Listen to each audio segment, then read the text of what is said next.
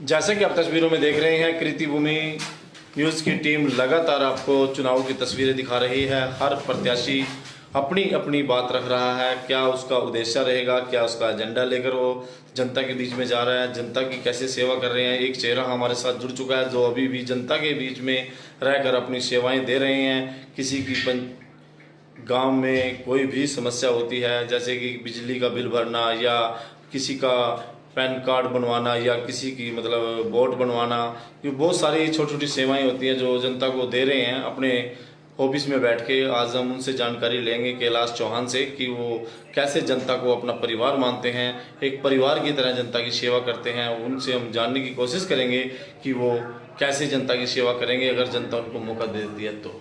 जी sir, हम लगभग 5 साल से जो है सीएससी सेंटर खोल के बैठे हैं गाँव के अंदर जी।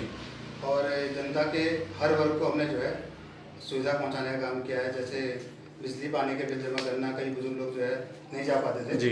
जवान तो अपनी गाड़ी से 2 व्हीलर वगैरह से चले जाते हैं। हमारे यहाँ मोस्टली क्या है कि गाड़ी की बड़ी समस्या है। यहाँ वही आदमी सक्सेसफुल है जो अपनी 2 व्हीलर रखता है। तो बुजुर्ग आदमी जो है कई घंटे जो रोड के किनारे खड़े रहते थे गाड़ियों के लिए, तो हमने उनकी समस्या को देखते हुए यहाँ पे सीएससी सेंटर लेके आए और आज जो है हमारे यहाँ लगभग जितने बुजुर्ग लोग हैं वो इस चीज़ से बड़े खुश हैं कि उनके नज़दीकी बिजली पानी का बिल जमा हो जाता है।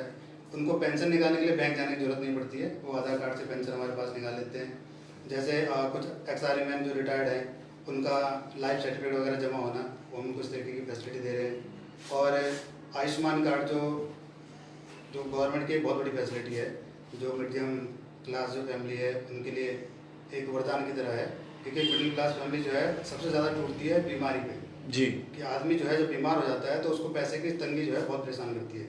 हमने पहले देखा है कई ऐसे लोग हैं जिन्होंने जो है बीमारी के लिए ज़मीनें तक बेच दी। बिल्कुल सही है। इस टाइम पे गवर्नमेंट की अच्छी सेवा है, सरकार की सारी सेवाएं आप लोगों को घर बैठे दे रहे हैं, मुहैया करा रहे हैं। तो जनता आपसे बड़ी प्रभावित हो रही है। तो इसके पीछे क्या कारण है जो जनता की आप इतने लगन से मेहनत से कार्य कर रहे हैं? देखो सर, हम जनता के हर आदमी से जुड़े हुए हैं और हर वर्ग जो है हमारे पास किसी न किसी रूप से काम के लिए आता ही है। चाहे वो छोटा बच्चा हो जिसको स्कूल का फॉर्म भरना है, चाहे बुजुर्ग आदमी उसको लाइफ सर्टिफिकेट जमा करना है, चाहे कोई वृद्धा पेंशन के लिए आए या किसी बच्चे को स्कूल के लिए जो है जाति प्रमाण पत्र बनाना है, अस्थायी निवास प्रमाण पत्र। इसमें सारा दिन आपका व्यस्त रहता है? इसमें सर मैं मोस्टली क्या है सुबह शाम ही बैठता हूँ, क्योंकि जो हमारा जो प्राइस है जो हम काम करते हैं बहुत मिनिमम प्राइस में काम करते हैं। जैसे हम सिलेंडर मुहैया करा रहे हैं गाँव में भी 880 रुपये का सिलेंडर आज की डेट में जो है एजेंसी से भी मिल रहा है और हम भी दे रहे हैं। उसमें हम कोई एक्स्ट्रा चार्ज किसी पे नहीं करते हैं। और अदर सर्विसेज के लिए भी हमारे जो चार्ज हैं अदर जो लोग सेवा प्रोवाइड करा रहे हैं उससे बहुत कम है। जैसे आप अपना समय दे रहे हैं आप सीएससी में बैठकर, तो कल जनता अगर आपको मौका दे देती है तो जनता के बीच में कैसे टाइम निकालोगे, कैसे उनके विकास के लिए आगे बढ़ोगे? देखो सर, जनता हमारे यहाँ मोस्टली जो प्रॉब्लम है, एक पानी की प्रॉब्लम बहुत ज़्यादा है जी, और एक जो गलियाँ हैं, गलियाँ कहीं बहुत संकरी हैं, टूटी हुई बहुत है। तो अभी कुछ टाइम से जो है हम भी देख रहे हैं कि कुछ काम नहीं हुआ इस तरीके से गलियाँ। तो हम लोगों को ये करेंगे कि पानी की सुविधा पहुँचाई जाए हर घर। जहाँ पुरानी पाइपलाइनें हैं, पहले जहाँ घर कम थे अब घर बहुत ज़्यादा बन गए, उसके से पानी की बड़ी दिक्कत हो रही है। पाइपलाइनें जो है चेंज की जाएंगी उस हिसाब से जिस हिसाब से जनसंख्या बढ़ रही है, क्योंकि पहले के अपेक्षा जनसंख्या बहुत ज़्यादा बढ़ चुकी है गाँव के अंदर।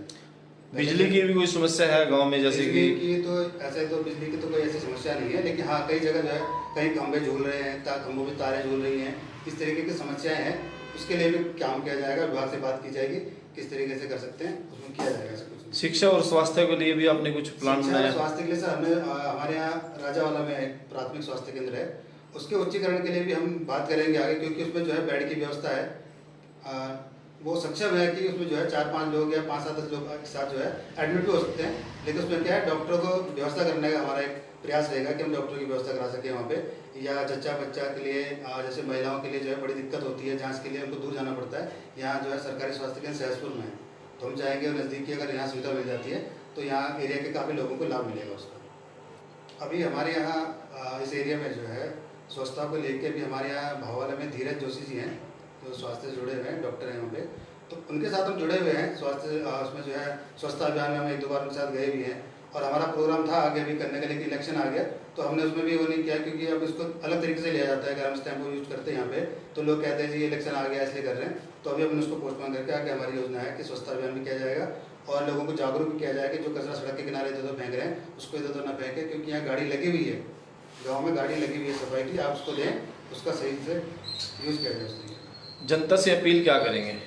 सर जनता से ये अपील करूंगा कि आप जो है अपना जो मत का प्रयोग करें, बड़े सोच समझ के करें। कुछ ऐसे लोग भी हैं जो आज अचानक उठ के आ गए हैं कि हमें इलेक्शन लड़ना है, इलेक्शन के टाइम पे उठ के आ जाते हैं, तो उन लोगों से बचें और एक ऐसे आदमी से वोट दें जो आपके बीच बैठा है, आपकी समस्याओं और आपको समझ रहा है, जो आपसे जो है कोई सुविधाएं पहुंचा रहा है अब तक। ऐसे आदमी को चुनें तो आपको भविष्य में फायदा होगा। ज़्यादातर आम जनता कहती है कि चुनाव के नज़दीक आके बहुत सारे प्रत्याशी चुनावी मैदान में उतरते हैं और जनता को लुभावने वादे करते हैं, देते हैं, लालच देते हैं। उनके लिए क्या संदेश देना चाहेंगे जो अपने स्वार्थ के लिए राजनीति करते हैं? देखिए सर, हम पिछले 5 साल पहले भी हमने इलेक्शन लड़ा था, मेरी वाइफ लड़ी थी इलेक्शन, तो उस टाइम हार गए थे। तो अगर हमें स्वार्थ देखना होता तो हम शायद सोच लेते उस टाइम पे चलो नहीं हुआ, अब नहीं करेंगे।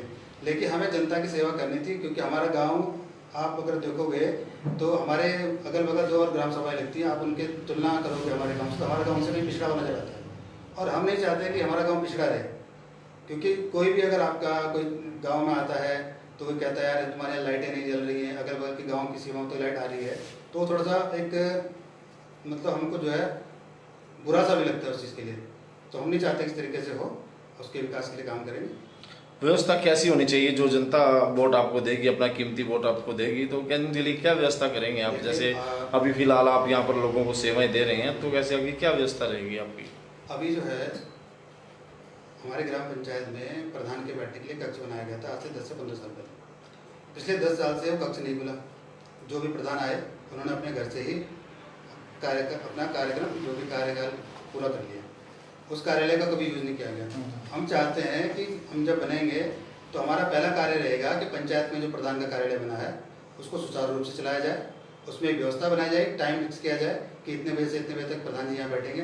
क्योंकि जनता सेवक चुन रही है, जनता जो है गुलाम नहीं है कि आपके पीछे दौड़ेगी इधर उधर कहाँ है प्रधान जी को बार बार फोन करें। हम उनका टाइम निश्चित करेंगे कि आपको इतने बजे से इतने बजे तक प्रधान जी इसको मिलेंगे, तो हम वहाँ मौजूद रहेंगे। जनता को परेशान होने की जरूरत नहीं है, जनता अपने टाइम पे आए, आप मिले।